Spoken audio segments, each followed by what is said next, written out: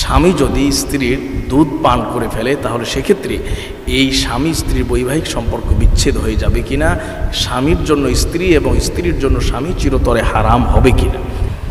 আসলে স্ত্রীর দুধ এটি সন্তানের জন্য নির্ধারিত এবং সন্তানই কেবলমাত্র স্ত্রীর দুধ, মায়ের দুধ পান করতে পারবে।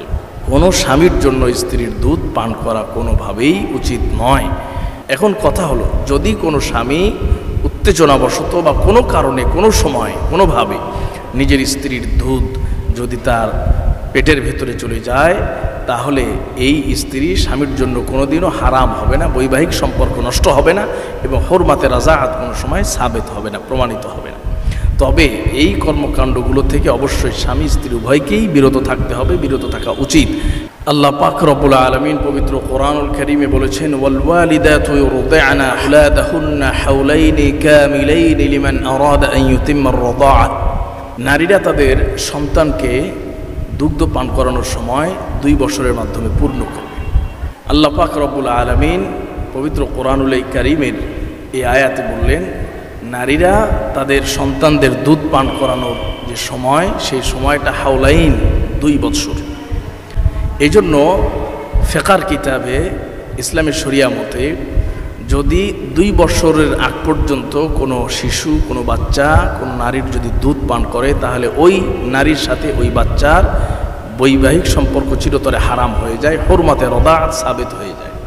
নবী করিম সাল্লাল্লাহু আলাইহি ওয়াসাল্লাম একটি হাদিসের মধ্যে বলেছেন যে নবীজি সাল্লাল্লাহু আলাইহি ওয়াসাল্লাম ইউলাইবু মা যাওজাতিহা ওয়া ইউকাব্বিলুহা, নবীজি স্ত্রীদের সঙ্গে যে বিনোদন আনন্দ সেটি করতেন, উপভোগ করতেন এবং সাথে সাথে স্ত্রীদেরকে তিনি চুম্বন করতেন। বিভিন্ন সময় স্বামী স্ত্রীর যে সম্পর্ক, সেই সম্পর্কের সময় এই ধরনের আচরণ নবীজি সাল্লাল্লাহু আলাইহি ওয়াসাল্লাম করতেন।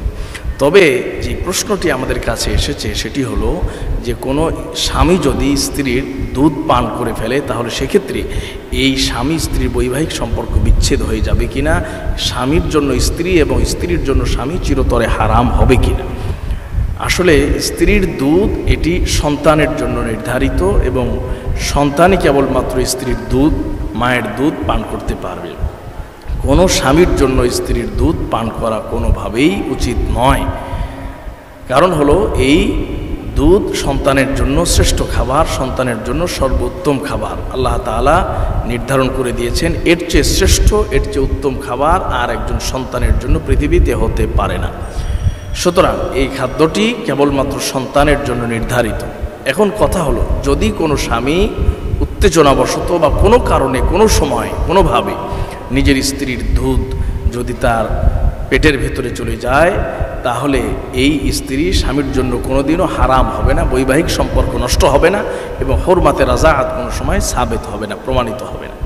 তবে এই কর্মকাণ্ডগুলো থেকে অবশ্যই স্বামী স্ত্রী উভয়কেই বিরত থাকতে হবে, বিরত থাকা উচিত। কারণ এই ধরনের কার্যকলাপ থেকে যেখানে শরীয়তের নিষেধাজ্ঞা আছে সেগুলোতে সবসময় শরীয়ত নিরুৎসাহিত করেছে এবং নিরুৎসাহিত করা হয়েছে।